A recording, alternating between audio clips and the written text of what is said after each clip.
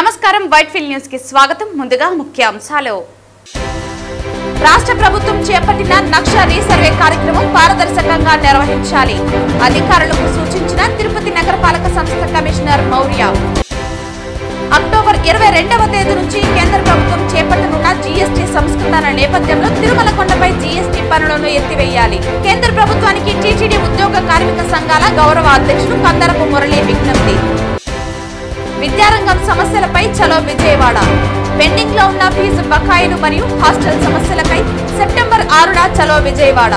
SV యూనివర్సిటీలో posters విడుదల చేసిన ఎస్ఎఫ్ఐ. వార్తల్లోని వివరాలు. రాష్ట్ర ప్రభుత్వం చేపట్టిన నక్ష రీసర్వే కార్యక్రమం పారదర్శకంగా నిర్వహించాలని తిరుపతి నగరపాలక సంస్థ కమిషనర్ మౌర్య అధికారులకు సూచించారు. కచ్చపి ఆడిటోరియంలో నగరపాలక సంస్థ ఆధ్వర్యంలో గురువారం నక్ష ఓరియంటేషన్ కార్యక్రమాన్ని వార్డు ప్లానింగ్, ఎమిలిటరీ సెక్రటరీ, వీఆర్ఓలతో సమీక్షా సమావేశం నిర్వహించారు. కచ్చపి ఆడిటోరియంలో నగరపాలక సంస్థ ఆధ్వర్యంలో గురువారం నక్ష ఓరియంటేషన్ కార్యక్రమాన్ని వార్డు ప్లానింగ్, ఎమిలిటరీ సెక్రటరీ, వీఆర్ఓలతో సమీక్షా సమావేశం నిర్వహించారు. ఈ సందర్భంగా కమిషనర్ మాట్లాడుతూ కేంద్ర ప్రభుత్వం ప్రారంభించిన ఈ సర్వే కార్యక్రమాల్లో ఆంధ్రప్రదేశ్ ప్రభుత్వం 10 ప్రాంతాలను పైలట్ ప్రాజెక్టుగా ఎంపిక చేసిందని అన్నారు. అందులో తిరుపతి నగరంను ఎంపిక చేయడం జరిగిందని పేర్కొన్నారు. పట్టణ ప్రాంతాల్లో చిన్న చిన్న స్థలాలు ఉండటం వలన జాగ్రత్తగా సర్వే చేయాలని అన్నారు. నగరంలోని అన్ని ప్రాపర్టీస్ క్షుణ్ణంగా సర్వే చేసేలా 50 బృందాలను ఏర్పాటు చేయడం జరిగిందన్నారు. వీరందరూ మీకు ఇచ్చిన టార్గెట్ ను పూర్తి రికార్డు చేయాలన్నారు. ఈ సర్వే 60 రోజుల్లో పారదర్శకంగా పూర్తి చేయాలని పేర్కొన్నారు. సర్వేకి వెళ్లినప్పుడు స్థానిక నాయకులను కలుపుకుని వెళ్లాలని, ఈ ఓరియంటేషన్ కార్యక్రమాన్ని సిబ్బంది సద్వినియోగం చేసుకోవాలని అన్నారు. ముందుగా ప్రభుత్వ భూములను గుర్తించాలని అన్నారు. ఎవరు ఎటువంటి పొరపాట్లకు పాల్పడినా ఆన్లైన్ భూ రికార్డుల తయారీలో ఇబ్బందులు వస్తాయని జాగ్రత్తగా సర్వే చేయాలని అన్నారు. సర్వే పూర్తయిన తర్వాత నగరంలోని ప్రభుత్వ, ప్రైవేటు ఆస్తులు అన్ని డిజిటల్ రికార్డింగ్ అవుతాయని, భవిష్యత్తులో ఎటువంటి న్యాయపరమైన చిక్కులు ఉండవని అన్నారు. నక్ష సర్వేకి వచ్చిన బృందానికి నగరంలోని అన్ని భవనాల యాజమానులు, స్థల యాజమానులు భూ రికార్డు పత్రాలను చూపించి ఆన్లైన్ రికార్డుల్లో మీ స్థలాలను భద్రపరుచుకోవాలని అన్నారు. AP greenery and beautification chairman Sugunamma, రాష్ట్ర యాదవ కార్పొరేషన్ చైర్మన్ నరసింహ యాదవ్ మాట్లాడుతూ పారదర్శకమైన భూ రికార్డులను ఏర్పాటు చేసేందుకు ఈ కార్యక్రమం చేపట్టారని అన్నారు. రాష్ట్ర ముఖ్యమంత్రి నారా చంద్రబాబు నాయుడు రాష్ట్రంలో అన్ని భూ రికార్డులు పారదర్శకంగా ఉండాలనే ఉద్దేశంతో ఈ కార్యక్రమం చేపట్టారని అన్నారు. దేశవ్యాప్తంగా 152 నగరాలు, ఆంధ్రాలో 10 నగరాలను పైలట్ ప్రాజెక్టుగా ఎంపిక చేశారని అన్నారు. అందులో తిరుపతిని ఎంపిక కావటం అదృష్టమని అన్నారు. అధికారులు, సిబ్బంది జాగ్రత్తగా పారదర్శకంగా సర్వే నిర్వహించాలని సూచించారు. రాష్ట్ర నాయి బ్రాహ్మణ కార్పొరేషన్ అధ్యక్షుడు Sadasivam, SC corporation member Kumaramma, రజక కార్పొరేషన్ మెంబర్ చంద్ర, కార్పొరేటర్లు కుమారి, అనిత, డిప్యూటీ కమిషనర్ అమరయ్య తదితరులు ఈ కార్యక్రమంలో పాల్గొన్నారు. తిరుమల కొండపై జీఎస్టీ పన్నులను ఎత్తివేయాలని టీటీడీ ఉద్యోగ కార్మిక సంఘాల గౌరవ అధ్యక్షుడు కందరపు మురళి కేంద్ర ప్రభుత్వానికి విజ్ఞప్తి చేశారు. అక్టోబర్ 22వ తేదీ నుంచి కేంద్ర ప్రభుత్వం చేపట్టనున్న జీఎస్టీ సంస్కరణల నేపథ్యంలో ఈ చర్యను ప్రకటించాలని కందరపు మురళి కోరారు. అక్టోబర్ 22వ తేదీ నుంచి కేంద్ర ప్రభుత్వం చేపట్టనున్న జీఎస్టీ సంస్కరణల నేపథ్యంలో ఈ చర్యను ప్రకటించాలని కందరపు మురళి కోరారు. జీఎస్టీ సంస్కరణలో విద్యారంగానికి 0% ప్రకటించారని, అదే మాదిరి తిరుమల ఆలయానికి 0% జీఎస్టీని ప్రకటించడం ద్వారా భక్తులకు, యాత్రికులకు ఎంతగానో తోడ్పడుతుందని, ఆయా సంస్థల పరిధిలో మరిన్ని అభివృద్ధి పనులు చేపట్టడానికి వీలవుతుందని కందరపు మురళి ఆ ప్రకటనలో పేర్కొన్నారు. టీటీడీ పాలక మండలి ఈ దిశగా ఆలోచించి అత్యవసర పాలక మండలి సమావేశం జరిపి కేంద్ర ప్రభుత్వానికి వినతిని సమర్పించాలని కోరారు. గత 5 ఏళ్లలో టీటీడీ జీఎస్టీ కింద 150 కోట్ల రూపాయలకు పైగా చెల్లించిందని, కేవలం 2024 సంవత్సరంలోనే 50 కోట్ల వరకు ఈ పన్ను చెల్లింపు ఉందని స్వయంగా లోక్సభలో ఆర్థిక మంత్రిత్వ శాఖ తరపున మంత్రి పంకజ్ చౌదరి ప్రకటించిన విషయాన్ని కందరపు మురళి గుర్తు చేశారు. తిరుమలపై పూర్తిగా జీఎస్టీ విధానాన్ని ఎత్తివేయాలని టీటీడీ ఉద్యోగ కార్మిక సంఘాల తరఫున నేను కేంద్ర ప్రభుత్వానికి విజ్ఞప్తి చేస్తున్నాను. ఈ ఏడాది ఫిబ్రవరిలో లోక్సభలో మంత్రి పంకజ్ చౌదరి మాట్లాడుతూ గత 5 ఏళ్ల కాలానికి 136 కోట్ల రూపాయలకు పైగా, అంటే 2024 డిసెంబర్ నాటికి ఆయన చెప్పిన లెక్కలు, ఆ తర్వాత 3 నెలల కాలం లెక్క వేసుకుంటే మొత్తం 150 కోట్ల రూపాయలకు పైగా జీఎస్టీ పన్నుని టీటీడీ చెల్లించింది. ఇది ప్రత్యక్ష పన్ను. ఇది కాకుండా పరోక్షంగా తిరుమల లడ్డూ తయారీకి వినియోగించే నెయ్యి కావచ్చు, పప్పు దినుసులు కావచ్చు, చక్కెర కావచ్చు, ఇతరత్ర పదార్థాలు ఏమేమి కొనుగోలు చేస్తున్నారో ప్రతిరోజు 100 టన్నుల ఆహార పదార్థాలని టీటీడీ కొనుగోలు చేస్తుంది. వీటన్నిటికీ జిఎస్టీ చెల్లించేది ఒక నిత్య కార్యక్రమంగా ఉంది. అదే మాదిరి తిరుమల ప్రతిష్టను విశ్వవ్యాపితం చేసింది అన్నదానం. ఒక రకంగా ఎంతో భక్తిభావంతో చాలామంది దీనికి విరాళాలు ఇస్తుంటారు. ఒక నిరంతరం వేల సంఖ్యలో జనానికి ప్రతినిత్యం, కొన్ని సందర్భాల్లో లక్షల సంఖ్యలో వచ్చినా సరే అన్నదానం ఎప్పుడూ ఆగింది లేదు. నూతన పద్ధతులన్నీ తీసుకొని వచ్చి మరింత పటిష్టవంతంగా దాన్ని అమలు చేస్తున్నారు. ఈ అన్నదానానికి సరఫరా చేసే వస్తువులు కూడా ఆఖరికి బియ్యం మీద కూడా జిఎస్టీ చెల్లించాల్సినటువంటి పరిస్థితి ఏర్పడింది. కొనుగోలు చేసే ప్రతి వస్తువు మీద టీటీడీ జిఎస్టీ చెల్లిస్తుంది. ఈ లెక్కలని తీసుకుంటే కొన్ని 100 కోట్ల రూపాయల భారం తిరుమల తిరుపతి దేవస్థానం మీద ప్రతి ఏడాది పడుతూ ఉంది. ఇప్పుడు జిఎస్టీ సంస్కరణల్ని ప్రారంభించారు. 4 స్లాబులను 2 స్లాబులుగా మార్చారు. 5-12% మాత్రమే ఉంటుందని చెప్పారు. ఇవన్నీ కూడా చాలా పెద్ద ఎత్తున చర్చ జరుగుతుంది. ఈ కారణంగా ఈసారి దీపావళి ధమాకా ప్రజలందరికీ బ్రహ్మాండంగా ఉంటుంది, పండుగకు ముందస్తు పండుగ చేసుకోవచ్చు అని చెప్పి రకరకాల ప్రకటనలు చేస్తున్నారు. ఈ నెల 22వ తారీఖు నుంచి జిఎస్టీ సంస్కరణల పేరిట ప్రజలకి కొత్త పన్నుల విధానాన్ని తీసుకొస్తున్నాము అని చెప్పి కేంద్ర ప్రభుత్వం ప్రకటన చేసింది. ఆర్థిక మంత్రి కూడా ఇదే విషయం మీద ప్రకటన చేసిన విషయం మనకందరికి కూడా తెలుసు. ఈ సంస్కరణలో భాగంగానే బీజేపీ నాయకత్వం తిరుమల ఆలయాన్ని పూర్తిగా జిఎస్టీ రహిత ఆలయంగాను, తిరుమల ప్రాంతాన్ని జిఎస్టీ పన్నురహిత ప్రాంతంగాను ప్రకటించాల్సినటువంటి ఆవశ్యకత ఉంది. భారత విద్యార్థి ఫెడరేషన్ ఎస్ఎఫ్ఐ ఆధ్వర్యంలో రాష్ట్రంలో నెలకొన్న విద్యారంగం సమస్యలు పరిష్కరించాలని సెప్టెంబర్ 6వ తేదీన చలో విజయవాడకు వేలాది మంది విద్యార్థులు తరలి రావాలని నాయకులు పిలుపునిచ్చారు. పెండింగ్ లో 6,400 కోట్ల రూపాయలు బకాయిలు ఉండడంతో రాష్ట్రంలోని విద్యార్థులు తీవ్ర అవస్థలు పడుతున్నారని, వారి చదువులు సజావుగా సాగటం లేదని, ఫీజులు చెల్లించాలని కళాశాల యాజమాన్యం విద్యార్థులను ఇబ్బంది పెడుతున్నా రాష్ట్ర కూటమి ప్రభుత్వం ఏమాత్రం పట్టించుకోవటం లేదని, ఇది సిగ్గుచేటని ఎస్ఎఫ్ఐ జిల్లా అధ్యక్ష కార్యదర్శులు అక్బర్, భగత్ రవిలు ఆందోళన వ్యక్తం చేశారు. గురువారం ఎస్వి యూనివర్సిటీలో పోస్టర్స్ విడుదల చేసి విజయవాడకు విద్యార్థులందరూ తరలి రావాలని పిలుపునిచ్చారు. నేటి ధరలు విపరీతంగా పెరిగినా ప్రభుత్వ హాస్టల్ విద్యార్థులు మెన్స్ ఛార్జీలు మాత్రం నామమాత్రంగా ఉన్నాయని, ఒక్కో విద్యార్థికి 1,500 నుంచి 1,600 వరకు నెల వరకు ఏ విధంగా సరిపోతుందని వారు ప్రశ్నించారు. 50 రూపాయలకు 3 పూట్ల భోజనం ఏ విధంగా తినగలరని, కావున తక్షణమే 3,000 రూపాయలు మెస్ ఛార్జీలు పెంచి విద్యార్థులకు పౌష్టికాహారం అందించాలని అన్నారు. ప్రభుత్వ హాస్టళ్లకు ప్రత్యేక నిధులు కేటాయించి హాస్టల్ సమస్యలు పరిష్కరించాలని డిమాండ్ చేశారు. విద్యారంగ సమస్యలు పరిష్కరించాలని చెప్పేసి ఈరోజు ఎస్ఎఫ్ఐ ఆధ్వర్యంలో సెప్టెంబర్ 6వ తేదీన చలో విజయవాడ కార్యక్రమం నిర్వహించడం జరుగుతుంది. ఈరోజు రాష్ట్రంలో కూటమి ప్రభుత్వం ఏర్పడి 14 నెలలు గడుస్తున్నా ఈరోజు విద్యారంగ సమస్యలపై ఏమాత్రం ఈరోజు శ్రద్ధ వహించకుండా ఈరోజు విద్యాశాఖ మంత్రి గారు చాలా పూర్తిగా నిర్లక్ష్యంగా వ్యవహరిస్తున్నారు. ఇప్పుడు విద్యలో విప్లవం తీసుకొస్తామని చెప్పినటువంటి లోకేష్ బాబు గారు ఈరోజు రాష్ట్రంలో అనేక మంది వేలాది మంది విద్యార్థులు అనేక రకాలుగా అవస్థలు పడుతున్నా ఈరోజు కేవలం అధికారులతో సమీక్ష తప్పితే ఈరోజు విద్యార్థుల సమస్యలు ఏమాత్రం పరిష్కారం కాలేవు. ప్రధానంగా ఈరోజు రాష్ట్రంలో నెలకొన్న ప్రధానమైనటువంటి సమస్య స్కాలర్షిప్ రీఎంబర్స్మెంట్.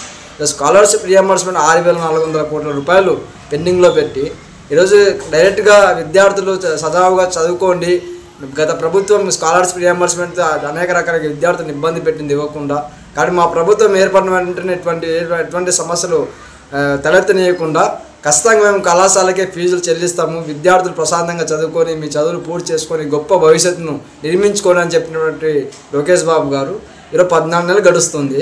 ఈరోజు కళాశాలకి ఏమాత్రం మీరు ఫీజు చెల్లించలేదు. ఈ ఫీజు చెల్లించలేకపోవడం వల్ల కళాశాల యజమానులు అందరూ కూడా ఈరోజు విద్యార్థులు ప్రభుత్వంతో సంబంధం లేదు, మా ఫీజులు మాకు చెల్లించండి అని చెప్పేసి విద్యార్థులని ఈరోజు ఇబ్బంది పెడుతున్న పరిస్థితి.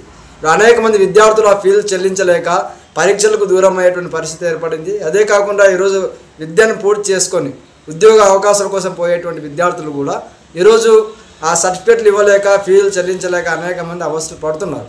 ఈరోజు విద్యాశాఖ మంత్రి గారు ఈ విషయం తెలియదా అని ఈరోజు ప్రశ్నిస్తున్నాం.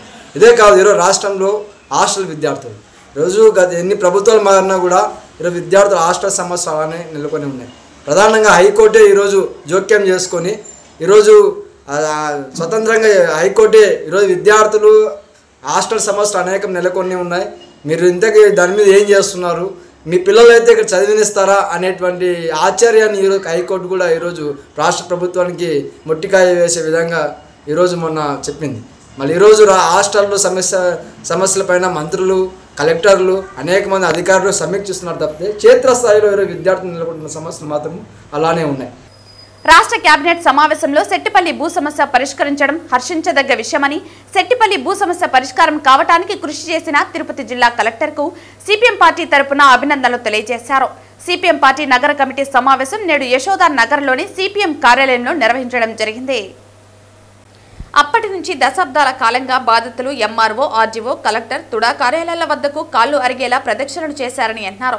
ఈ సమస్య పరిష్కారం కావాలని మంత్రులను, ముఖ్యమంత్రులను, ప్రజాప్రతినిధులను, అధికారులను అనేక సందర్భాల్లో కలిసి చర్చించి సమస్యను వివరించిన దశాబ్ద కాలం పాటు తాత్సారం చేశారని, కనీసం ఇప్పటికైనా రాష్ట్ర మంత్రివర్గం ఆమోదించిందని, సెట్టిపల్లి భూ సమస్య పరిష్కారం కావటం సంతోషించదగ్గ విషయమని సిపిఎం పార్టీ అభినందనలు తెలియజేస్తోందన్నారు. 3000 మంది పైచిలకు ఉన్నటువంటి బాధితుల సమస్యలను, వారి బాధను ప్రతి సోమవారం కలెక్టర్ బాధితుల సమస్యను ప్రత్యక్షంగా చూసినటువంటి తిరుపతి జిల్లా కలెక్టర్ సానుకూలంగా స్పందించి ఈ సమస్యను పరిష్కరించడానికి మంచి కృషి చేశారని, ఎన్ని సమస్యలు ఎదురైనా తమ భూమిని 50 నుండి 60 కేసుల వరకు వేసిన లక్షలాది రూపాయలు డబ్బులు ఖర్చు పెట్టుకుని రిజిస్ట్రేషన్ చేసుకున్నటువంటి బాధితుల న్యాయం జరగాలని, వారి సమస్య న్యాయమైందని కృషి చేసిన తిరుపతి కలెక్టర్కు సిపిఎం పార్టీ అభినందనలు తెలియజేస్తోందన్నారు. ఈ సమస్య పరిష్కారానికి కలిసి వచ్చిన అఖిలపక్ష రాజకీయ పార్టీలకు సిపిఐ పార్టీ ప్రత్యేక ధన్యవాదాలు తెలియజేస్తోందన్నారు. ఈ కార్యక్రమంలో సిపిఎం పార్టీ జిల్లా కార్యవర్గ సభ్యులు సుబ్రహ్మణ్యం, సిపిఎం నగర కార్యదర్శి వేణుగోపాల్, నగర కార్యదర్శి వర్గ సభ్యులు మాధవ్ తదితరులు పాల్గొన్నారు. ప్రభుత్వం 2019లో జీవో వచ్చినప్పుడు కానీ, ఆ తర్వాత వైసీపీలో ప్రొసీడింగ్స్ రావడానికి కానీ, ఆ తర్వాత ఇప్పుడు ఈ జీవోలో మార్పు తీసుకొచ్చి సెట్టిపల్లి వాసులందరూ కూడా పూర్తిగా న్యాయం చేయాలి, 2 సీట్లు రావాలని మనం కృషి చేశాం. తొడా ఆఫీస్ దగ్గర ధర్నా పెట్టాము. ఆ తర్వాత మన పిలుపు మేరకు ఇక్కడ రౌండ్ టేబుల్ సమావేశం పెట్టి ఒక అఖిలపక్ష స్థాయిలో జిల్లా కలెక్టర్ గారిని వినతి చేశాం.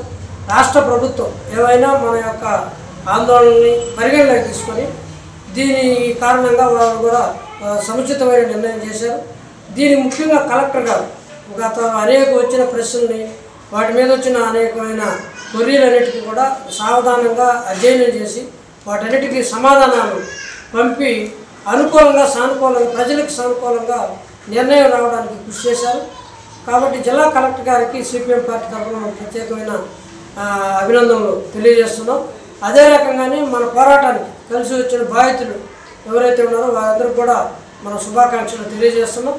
అదే రకంగా మనం పిలిచిన వెంటనే ఇతర రాజకీయ పార్టీలు కూడా వచ్చి వారికి కూడా మనం ధన్యవాదాలు తెలియజేస్తున్నాం. ముఖ్యంగా జిల్లా కలెక్టర్ గారు చెప్పిన ప్రాంతంలో కూడా కొంతమంది చాలామంది దీంతో సమస్యని ఒక సంక్లిష్టం చేయడానికి ప్రయత్నం చేశారు. 180 ఎకరాలు కొంతమంది తమదేనని చెప్పేసి కోర్టు కూడా దీన్ని ఇబ్బంది పెట్టడానికి ప్రయత్నం చేశారు. ఈ అన్ని సందర్భాల్లో జిల్లా కలెక్టర్ గారు ఇతర వాళ్ళు గట్టిగా ప్రయత్నించి మనం తుడా ఆఫీస్ దగ్గర చేసినప్పుడు కూడా తుడా చైర్మన్ కూడా నేను అధికారులతో, మంత్రితో మాట్లాడి అయ్యేట్టుగా చేస్తామని చెప్పారు. వారు కూడా కృషి చేశారు. ఏమైనా రాబోయే కాలంలో ఇప్పటి నుంచి రెవెన్యూ యంత్రాంగం కృషి చేసి తుడా కూడా బాగా ప్రయత్నం చేసి లేఅవుట్ వెంటనే వేయడము, పారదర్శకంగా డ్రిప్ పద్ధతిలో అందరికీ కూడా డ్రిప్ సిస్టంలో ప్రతి ఒక్కరికి ప్లాట్లు కేటాయించడము, ప్రతి ఒక్కరికి ఏ ఒక్కరికి కూడా అన్యాయం జరగకుండా న్యాయం జరిగేటట్టుగా చూడాలని చెప్పేసి సిపిఎం పార్టీ తరఫున కోరుతున్నాం. రెవెన్యూ యంత్రాంగానికి, జిల్లా కలెక్టర్కి ప్రత్యేకంగా ధన్యవాదాలు తెలియజేస్తాం. తిరుపతి నగరంలో ఈ మధ్య కాలంలో ప్రశాంతత పూర్తిగా దెబ్బతినిపోయిందని, రౌడీలు, గుండాలు రాజ్యంగా మారిందని, పోలీసుల అండతో, రాజకీయ నాయకుల మద్దతుతో ఈ కార్యక్రమం జరుగుతుందని, వామపక్షాలు ఐక్యంగా ఇతర శక్తులు కలుపుకుని తిరుపతి ప్రశాంతత కొరకు కృషి చేయాలని సిపిఎం జిల్లా కార్యదర్శి వందవాసి నాగరాజు పిలుపునిచ్చారు. అందుకు దీని పరిష్కారం రాజకీయ పక్షాలన్నీ ఏ ఘటన జరిగినా ఈ ఘటనని వ్యతిరేకించే వాళ్ళందరూ ఒకటి కావాలి. అందరం దాని మీద గట్టిగా మన యొక్క శక్తులని ఒట్టి దాన్ని ఎదుర్కొనే సిస్టమ్ని మనం అభివృద్ధి చేయాలి. ఆరోపణలోనే పోలీసు భయపడతారు. పోలీసు వాళ్ళకి మన వాళ్ళు ఇప్పుడు రామారాయుడు గారు చాలా వివరంగా చెప్పాడు. అవన్నీ నేను చెప్తలుచుకోవాలి. పోలీసు వాళ్ళు భయపడతారు, రాజకీయ నాయకులు భయపడతారు, అందరూ ఇదే అవుతారు. అక్కడ పోయి వాస్తవం చూడండి. కలెక్టర్ అంతకుముందు ఏదో దౌర్జన్యము మొత్తం కొట్టేశారు కదా, ఇది దీని మీద కేసు పెట్టండి, ఏదైనా వాళ్ళకి హక్కు ఉంటే మా దగ్గర కదా రావాలా, మీ దగ్గర కదా రావాలా, ఎందుకు పోయినారని చెప్పి మాట్లాడినప్పుడు ఏం సార్ ఎస్పీ ఇటు మాట్లాడుతానంటే అది కూడా కరెక్టే కదా. అంటే ఎంత ఈ రాజకీయ వ్యవస్థ వాళ్ళని ఇన్ఫ్లుయెన్స్ చేస్తుంది, ఫోన్లు ఇన్ఫ్లుయెన్స్ చేస్తుంది, నువ్వు ఉండాలా లేదా నీ పోస్టింగ్. వీళ్ళు కూడా ఎట్టేటోళ్ళు, వీళ్ళు కూడా సమాజ సంబంధంలే. నేను హరికృష్ణ మేము అందరూ చదివినట్టుగా అందరూ ఎవడైనా ఏ క్యాస్ట్ వాడైనా అయ్యే ఎంత పెద్దవాడైనా ఒకే దగ్గర చదవాలి. వాళ్ళు సపరేట్ గా ఒక ప్రత్యేకమైన స్టేజ్లో చదివినారు. ఆ మెంటాలిటీ తప్ప ప్రజల యొక్క దృక్పథం ప్రజలతో కలిసి ఉన్న పరిస్థితి లేదు. అందువల్ల వాళ్ళ ప్రజల గురించి నేర్పించాల్సిన అవసరం ఇది ఈరోజు ఎక్కువైంది. కాబట్టి ఇప్పుడు ప్రజా పోరాటాలు ఉధృతంగా ఉన్నాయనుకో, గురిలో పడతారని భయపడతారు. మనం వామపక్ష పోరాటాలు, మనం కూడా తీవ్రమైన పోరాటాలు తగ్గిపోయిన తర్వాత పక్కదారి వాళ్ళకి బాగా ఆదాయం సంపాదించే వనరు కనపడతా ఉంది. మన పోరాటాలు ఉధృతం చేయడం ఈరోజు మొత్తం కేంద్ర ప్రభుత్వమే ఒక మతోన్మాదాన్ని తీసుకొచ్చి ప్రజల్లో పెద్ద ఎత్తున చిచ్చు పెట్టి ఒక దుర్మార్గమైన పాలన చేస్తా ఉంది. దానికి అండగా ఇక్కడున్న రాజకీయ వ్యవస్థ 4 పార్టీలు, ప్రతిపక్షంలో అధికార పక్షులు అన్ని కలిసి వాళ్ళకు వంత పడుతూ ఉన్నారు. ఆ రూపంలో రాష్ట్రాన్ని సర్వనాశనం చేయడానికి ఈ యొక్క దుర్మార్గం ఉపయోగపడుతుంది. ముఖ్యంగా తిరుపతి ఒక కేంద్రంగా, ఎందుకంటే ఇక్కడ విలువ, భూమి విలువ మిగతా వాటితో పోల్చినప్పుడు ఎక్కువ విలువ ఉంది కాబట్టి దీని మీద పడి ఈరోజు చేస్తున్నారు. ఆ రూపంలో చేస్తున్న వాటన్నిటిని మనం పేదవాళ్ళకి అండగా ఉండాలి, కార్మిక వర్గాలకు అండగా ఉండాలి, మహిళలకు అండగా ఉండాలి, దళిత వర్గాలకు అండగా ఉండాలి. అది అందరం కానీ ఒకసారి మనం అందరం కూడా ఐక్యమై పోరాటం చేసి ఒక కమిటీ చేసుకుని ఈ యొక్క శాంతి భద్రతలు కాపాడడం కోసం మనం నిలవాలని ఉంటే పరిష్కారం తప్ప ఇంకొకటి కాదని చెప్పి సిపిఎం పార్టీ మేము భావిస్తున్నాం. మా దృష్టికి వచ్చిన వాటన్నిటి మీద కూడా మేము కృషి చేసి అందరినీ కలిపి దాని మీద చేయడానికి ప్రయత్నం చేస్తాం. అది వేణుగోపాల్ కాలం చేసాం, లేకపోతే ఇంతకుముందు జేమ్స్ దీని మీద మేమందరం కలిసి అన్ని దీని కలిసి చేసేటట్టు కొన్ని ఘటనలు చేస్తున్నాం. కానీ ఒక ఉమ్మడిగా చేసి ఇంకా బలంగా దీన్ని చేయాలి. ఏమైనా ఈరోజు చొరవ తీసుకొని మన విశ్వ అనేక ఘటనలు చూసిన తర్వాత ఇక్కడ మన మురళీలందరూ మాట్లాడుకున్న తర్వాత ఈ చేసిన ప్రయత్నం అభినందనీయం. అందువల్ల ఈ కృషిలో మనందరం కూడా భాగస్వామ్యం అవుతామని సిపిఎం పార్టీ దీంతో భాగస్వామ్యం అవుతుందని తెలియజేస్తూ ముగిస్తున్నాం. తిరుపతిలో క్రడై ఆధ్వర్యంలో జరగబోయే ప్రాపర్టీ షో సెప్టెంబర్ 5, 6, 7వ తేదీలలో డిబిఆర్ హాస్పిటల్ రోడ్డులోని శ్రీ కన్వెన్షన్ హాల్ నందు వైభవంగా నిర్వహించనున్నారు. ఈ ప్రారంభోత్సవానికి తిరుపతి ప్రజలు మరియు పరిసర ప్రాంతాల వారు అందరూ హాజరై ఈ సదవకాశాన్ని వినియోగించుకోవాలని నిర్వాహకులు కోరారు.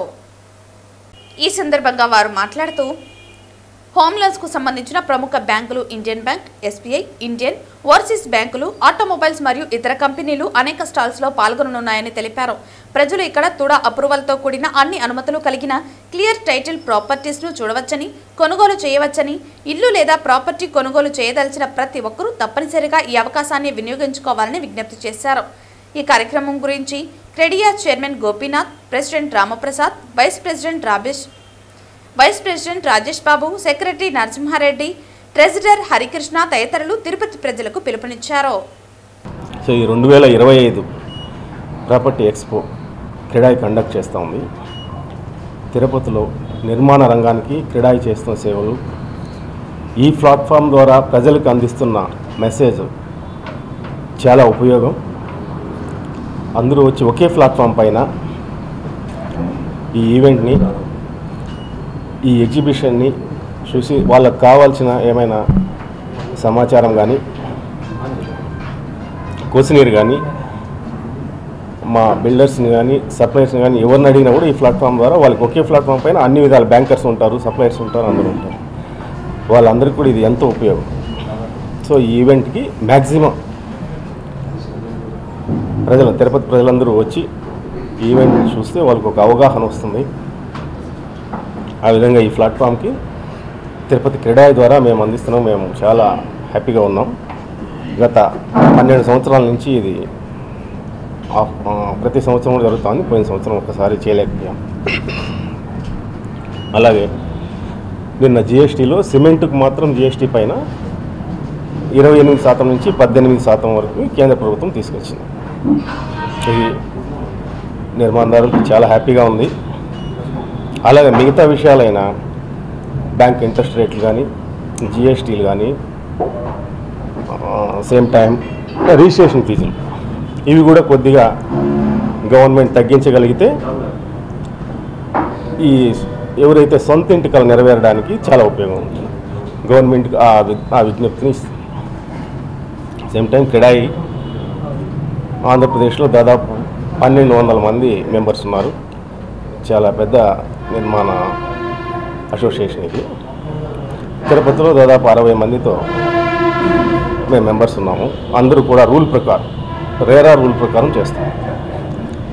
Not only construction projects, bankers finance ఇచ్చే SBI, ICICI bank, bank of India, Indian bank, ఇట్లాంటి చాలా ఫైనాన్షియల్ ఇన్స్టిట్యూషన్స్, కొన్ని బిల్డింగ్ మెటీరియల్స్, ఎవరైనా కొనుక్కునే వాళ్ళు కాకుండా సొంతంగా ఇల్లు కట్టుకోవాలనుకున్నా కూడా వాళ్ళు మెటీరియల్స్ మీద వాటర్ ప్యూరిఫైయర్స్, సోలార్ ఎక్విప్మెంట్స్, మిగిలిన మామూలు సిమెంటు, స్టీలు ఇట్లాంటి వాళ్ళు, లిఫ్ట్లు, వీళ్ళందరూ కూడా స్టాల్స్ పెడతా ఉన్నారు. ఫర్నిషింగ్స్, డెకార్స్ వీళ్ళందరూ కూడా వస్తారు. కాబట్టి ప్రజలందరూ తిరుపతి చుట్టుపక్కల, తిరుపతి జిల్లాలో ఉన్న వాళ్ళందరూ కూడా ఈ అవకాశాన్ని సద్వినియోగం చేసుకొని ఈ 3 రోజుల్లో మా స్టాల్స్ని సందర్శించి మీరు అక్కడికక్కడే మీ ప్రాపర్టీని సెలెక్ట్ చేసుకోవచ్చు, బార్గెనింగ్ చేసుకోవచ్చు, ఫైనాన్షియల్ ఇన్స్టిట్యూషన్స్తో కన్సల్ట్ అవ్వచ్చు. అక్కడికక్కడే కూడా ఈ 3 రోజులైనా సైట్ విజిట్స్ చేసుకుని 3 రోజుల్లోనే మీ ప్రాపర్టీ కొనుక్కునే అవకాశం ఉంది. కాబట్టి తప్పకుండా దీన్ని యూజ్ చేసుకోమని రిక్వెస్ట్ చేస్తున్నాను. Thank you. యువగలం పాదయాత్ర సందర్భంగా నారా లోకేష్ ఆటో కార్మికులకు ఇచ్చిన హామీలను అమలు చేయాలని, లైసెన్స్ ఉన్న ప్రతి ఆటో కార్మికుడికి 15,000 రూపాయలు ఇవ్వాలని ఆటో యూనియన్ కార్మికులు డిమాండ్ చేశారు. ఈ సందర్భంగా తిరుపతి బస్టాండ్ నందు నూతన ఆటో స్టాండ్ ప్రారంభం చేయడం జరిగింది. ఈ కార్యక్రమానికి ఆటో యూనియన్ అధ్యక్షులు రాము అధ్యక్షత వహించారు. ఈ ప్రారంభోత్సవానికి town bank chairman Ketham Jayachandra Reddy, auto union గౌరవ అధ్యక్షులు జయచంద్ర, CATU నగర అధ్యక్షులు సుబ్రహ్మణ్యం, నగర కార్యదర్శి మాధవకృష్ణ, జిల్లా ఉపాధ్యక్షులు వేణుగోపాల్, ఆటో యూనియన్ నగర అధ్యక్ష కార్యదర్శులు బాదుల్లా వాసు మరియు కార్మికులు ప్రారంభించడం జరిగింది. ఈ సందర్భంగా నాయకులు మాట్లాడుతూ, తిరుపతి ఆధ్యాత్మిక కేంద్రమని, ఈ కేంద్రంలో తిరుపతి కేంద్రానికి ప్రతిరోజు లక్షల మంది భక్తులు వస్తుంటారని, వారి పట్ల కనికరం, దయతో ఆటో కార్మికులు మెలగాలని పిలుపునిచ్చారు.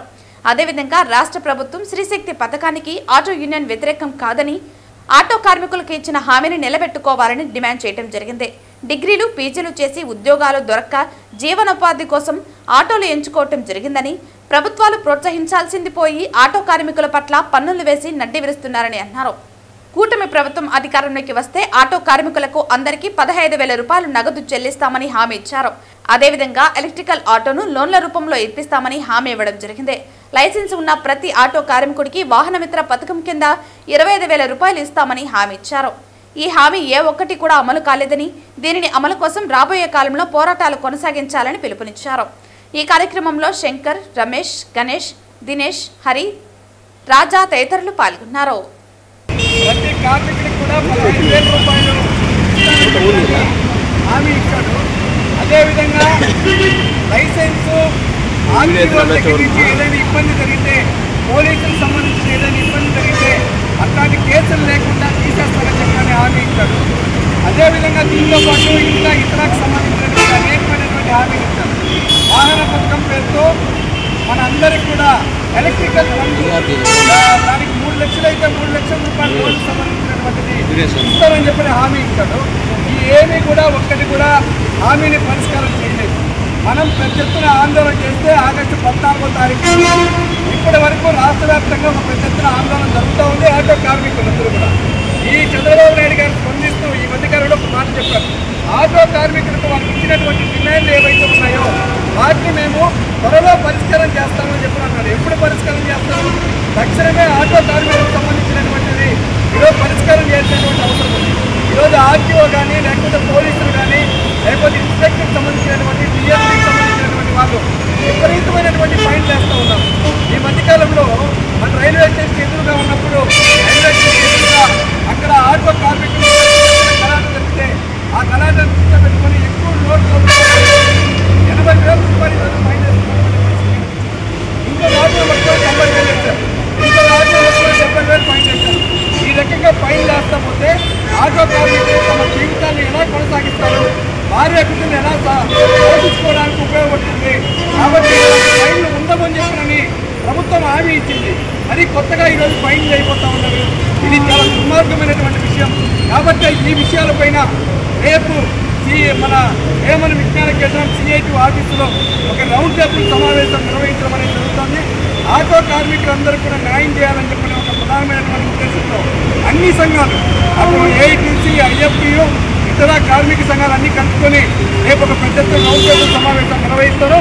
ఖచ్చితంగా దీన్ని కలెక్టరేట్ ముట్టడి చేసైనా సరే ఆటో కార్మికులందరికీ న్యాయమైనటువంటి డిమాండ్లు పరిష్కారం కోసం ఈరోజు కృషి అయిపోతా ఉన్నాం. కాబట్టి రేపు జరుగుతున్నటువంటి రౌండ్ టేబుల్ సమావేశానికి మీరందరూ కూడా హాజరు కావాలని చెప్పి వార్తలు ముగించే ముందు ముఖ్యాంశాలు మరోసారి. రాష్ట్ర ప్రభుత్వం చేపట్టిన నక్షా రీసర్వే కార్యక్రమం పారదర్శకంగా నిర్వహించాలి. అధికారులకు సూచించిన తిరుపతి నగరపాలక సంస్థ కమిషనర్ మౌర్య. అక్టోబర్ 22వ తేదీ నుంచి కేంద్ర ప్రభుత్వం చేపట్టనున్న జీఎస్టీ సంస్కరణ నేపథ్యంలో తిరుమల కొండపై జీఎస్టీ పన్నులను ఎత్తివేయాలి. కేంద్ర ప్రభుత్వానికి టీటీడీ ఉద్యోగ కార్మిక సంఘాల గౌరవ అధ్యక్షుడు కందరపు మురళి విజ్ఞప్తి. విద్యారంగం సమస్యలపై చలో విజయవాడ. పెండింగ్ లో ఉన్న ఫీజు బకాయిలు మరియు హాస్టల్ సమస్యలపై సెప్టెంబర్ 6న చలో విజయవాడ. ఎస్వి యూనివర్సిటీలో పోస్టర్స్ విడుదల చేసిన ఎస్ఎఫ్ఐ. ఈ వార్తలు ఇంతటితో సమాప్తం. తిరిగి వార్తల్లో మళ్ళీ కలుద్దాం. అంతవరకు సెలవు. నమస్కారం.